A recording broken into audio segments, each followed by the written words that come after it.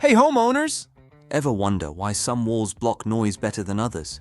Let's break down STC ratings, the science of sound transmission class, in plain language.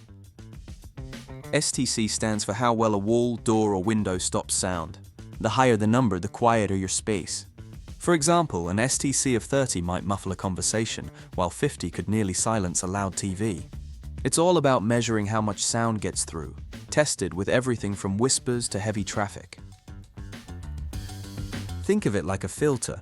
A standard wall might have an STC of 35, letting some noise slip. Upgrade with insulation or soundproof panels, and you could hit 45 or more.